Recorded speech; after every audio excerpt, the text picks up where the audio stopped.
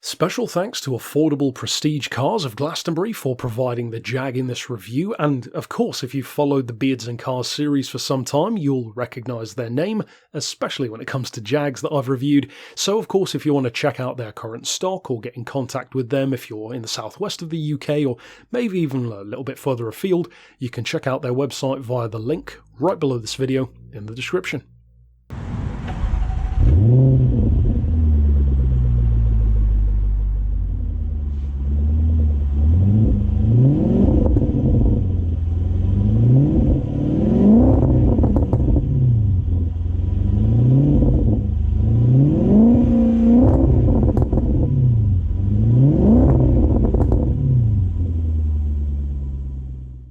To say that I've wanted to drive this car and review this car for a long time is a colossal understatement. In fact, along with a certain amount of other vehicles that, funnily enough, I've actually ended up reviewing this year in particular, in Season 3 of Beards and Cars, this was easily in my top 10 vehicles I wanted to drive the most.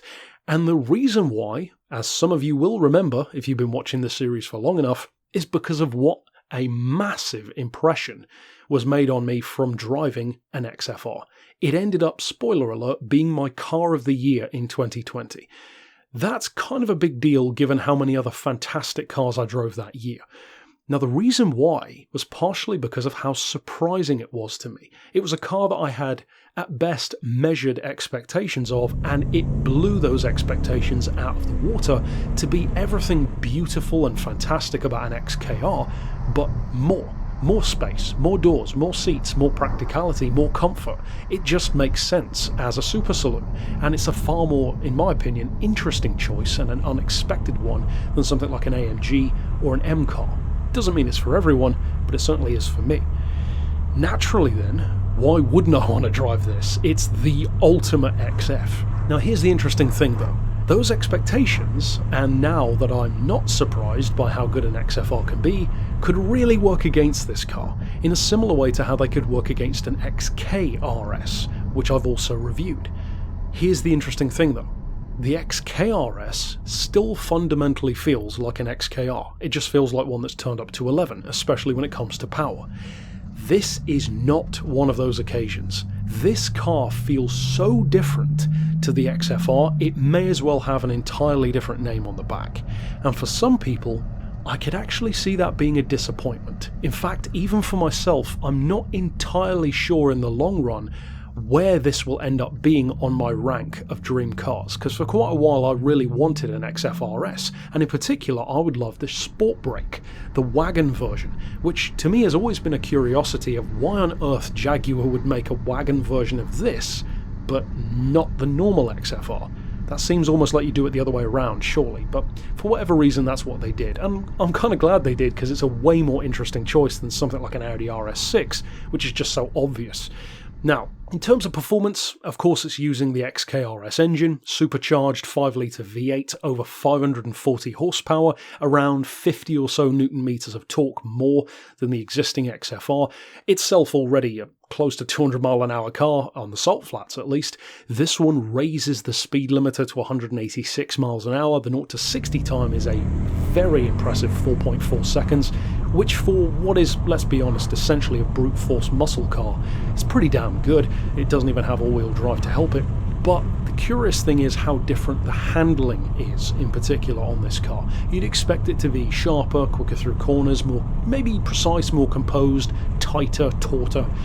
Well, you're not wrong, technically, but the funny thing is, and much of this will doubtless depend on tyre choice, Pirelli, Michelin, whatever brand, it's actually very twitchy compared to the normal XFR. The XFR is a sublimely smooth car. It's easy to predict what it's going to do. It has a nice feeling of weight to it where it's not heavy, but it's got some heft, some chunkiness to it where you can really throw it around, much like an XK can. This does not have that. In fact, this actually feels much closer to a Maserati Quattroporte, in fact, in terms of its steering, or an Alfa Romeo Giulia Quadrifoglio, wherein the front end feels much, much lighter, but also much more precise and much twitchier. The turn-in is much sharper. This car doesn't so much as slide through corners as dive into them. It has much more of a sports car vibe to it, and the drastic improvement in pure performance, track day kind of stuff, is so much more apparent here than it is with an XKR versus an XKRS. And that's interesting. It's kind of impressive, actually, how much of a change Jaguar made between this and the normal model. It kind of makes me wish they'd have gone for an XFR-S GT, like they did with the XK. That could have been an interesting car, but they never did that. In terms of performance, well, as I said, it's ballistically quick. It's not quite as quick as something like some AMGs, perhaps an M5, and certainly not an RS6 off the line, but it's more than quick enough to be, at the very least, a threat to them, and I would say the biggest ace in the hole that this car has is personality. A lot of those German cars, as impressive as they are, honestly, they just bore me after a while. They're like sitting in an office, they're very quick, but there's not that much character to many of them. This has so much character that, don't take offence to this please if you are an owner, it actually reminds me of what you'd expect from an Australian car. See, what I think this car gives off is the vibe of something which Australian petrol heads would absolutely love. I mean, just look at the car. It has so much similarity to something like here in the UK, the Vauxhall VXR8 Bathurst. Of course, over there they'd call it a Holden.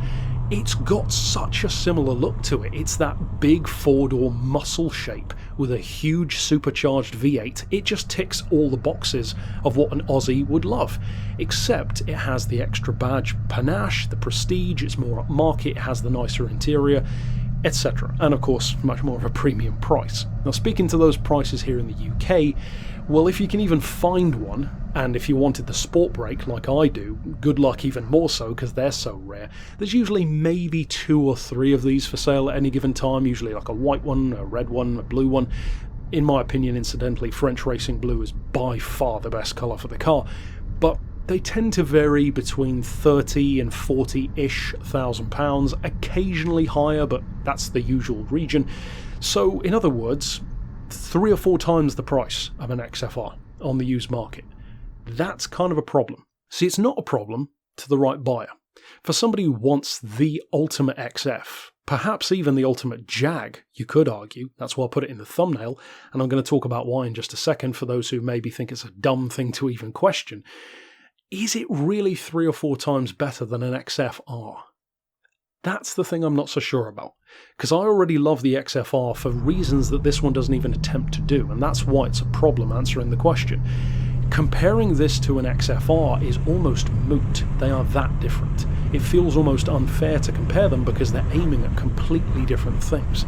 It's actually quite remarkable how good of a job Jaguar made of making them feel as different as they do. I would imagine Mercedes must have a similar vibe when you compare something like a AMG 63 to a Black Series. Just how different those are kind of is reminiscent to me of this kind of vibe. Now, in terms of who should buy one of these, well, simply put, I think you should buy one of these if you have to have one of these. This isn't a car that you should consider buying. If you're considering maybe possibly looking into buying an XFRS, then honestly it's probably not the car for you.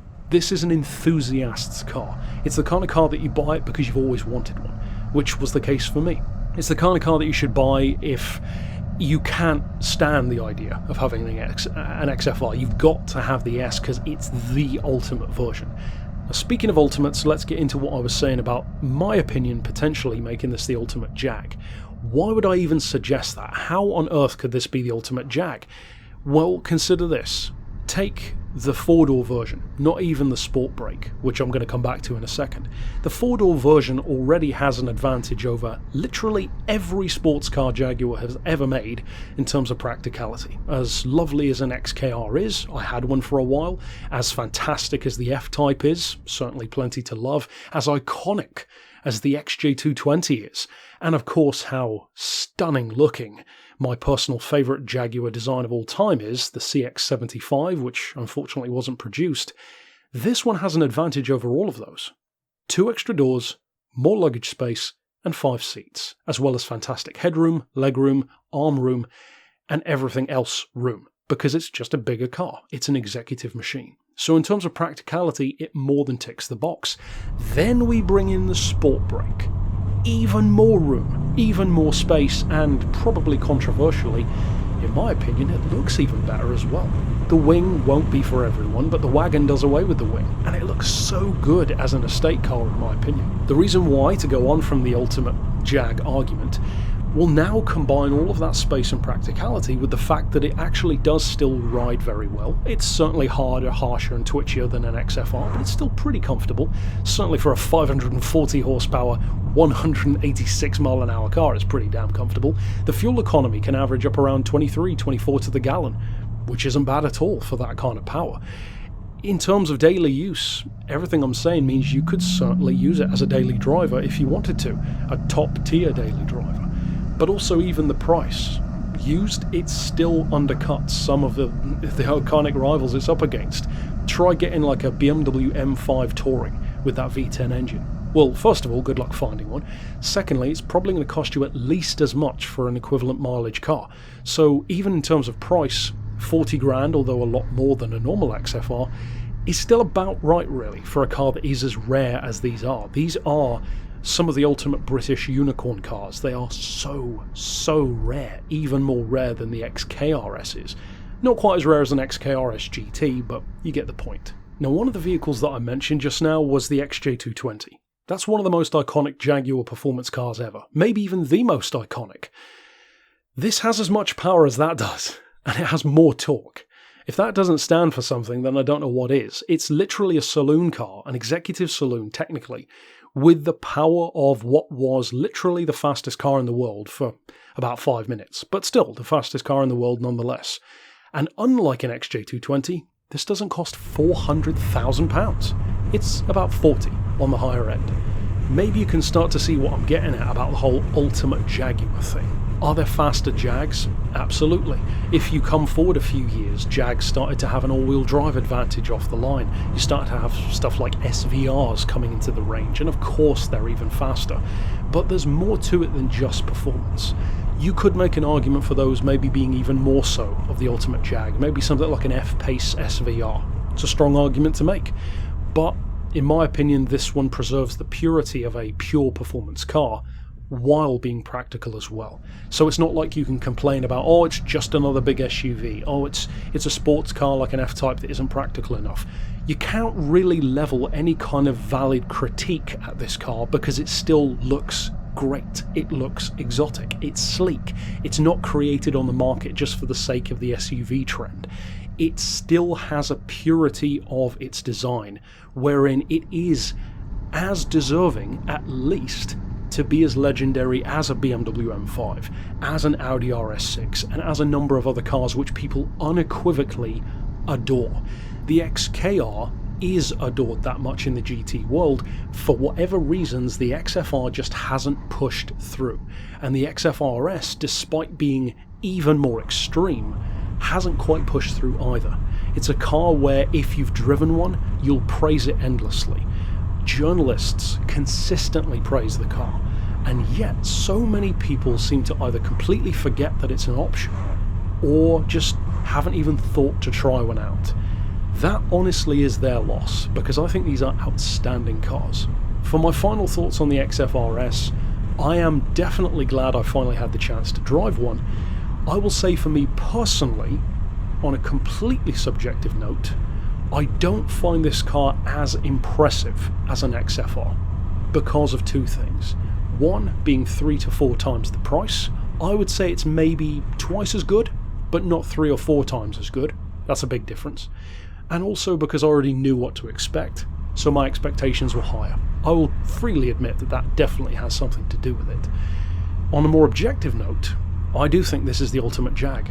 And especially in wagon form, it's probably a vehicle I would suggest to someone who loves Jaguar, wants something that is just an ultimate daily driver. Maybe they even already have a sports car. Maybe you've already got an F-Type or an XK, and you want something that still has that kind of feeling, that charisma, that big cat energy, but you want something that has a bit more space, a bit more, daily driver appeal, but without losing the other side. Well, it's, in my opinion, the pinnacle of that from Jaguar. And for those who maybe don't like the newer lack of purity, let's say, of all-wheel drive, well, it's still rear-wheel drive, and it still has that old-school muscle kind of vibe. This is kind of a pivot point car, as I've talked about with some others in the past. It's right on the cusp of being the ultimate of old-school technology, and where it was just starting to tip into new-school stuff. Kind of the best of the old world, if you will. Overall though, that's it for my thoughts on the XFR-S. It's an absolutely fantastic car, a vehicle which I'm so glad I drove, and of course I would love to hear your thoughts down below. Do you love these cars? Are you maybe more of a fan of the wagon or the saloon? If you've driven one, definitely give me your thoughts on how you felt, and maybe something that you might agree or disagree with about my thoughts. And of course, if you own one, drop your thoughts down below and your experience of ownership to maybe benefit others who are thinking of buying one, either this one or an XFR. And of course, if you haven't watched my review for the XFR, it's here on the channel as well, and probably here on screen right now. But until next time, I'll see you then, and for now, as always, thanks for watching.